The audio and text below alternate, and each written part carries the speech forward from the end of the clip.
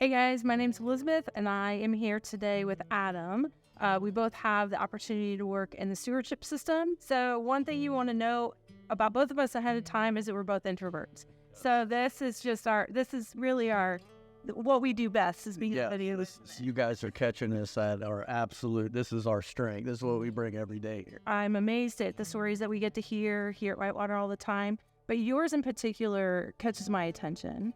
Because, as we've already stated, you're an introvert. Oh, yeah. So tell me a little bit about what your life was like even just a couple years ago. My relationship with God, Jesus, really started to take off about 3 years ago. Up to that point, like you said, I was an introvert, but I think I took it to an unhealthy level. I'm married, which I think most of you know my wife, crazy pink-haired lady that's been here a time or two.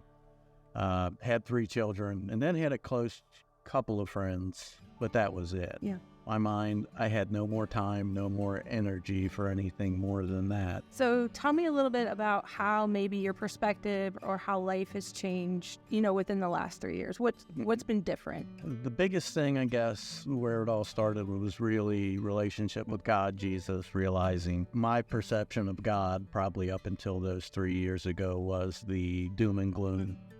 God was always going to smite me because I wasn't good enough. It wasn't until my perception on God that, God loves me. No matter what I do, God loves me. Even, I'm 48 years old, kept to myself, few close others. I got to take care of my own problems, so I guess that may be a way to sum it up as well. I was looking out for Adam first.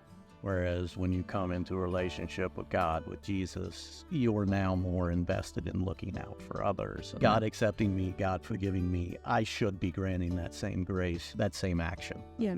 So is it fair to say that over the last 3 years, you've seen yourself engage in community more? Oh yeah, and that started, I said, you guys all know my wife. So 3 years ago, she started to work for a ministry that wanted you to reside in the community you were serving. So as part of that, I was helping her serve that community as well. And I do have to give my wife a lot of credit for that. Watching her love some of the neighbors, that wasn't Jesus incarnated in human form at that point in time. I don't know what it is. He simply helped out these people and loved them because that's what God and Jesus would do. That's what they want us to do.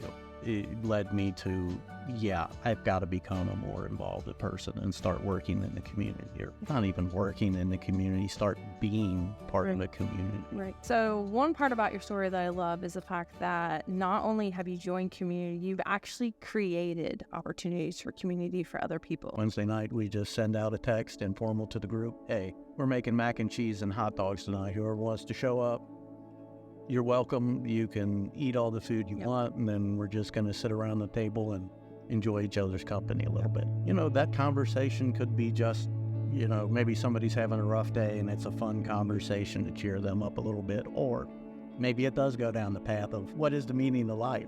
Right. It's just, those are the types of environments we're trying to foster. And how has that been good for you? What have been the positives?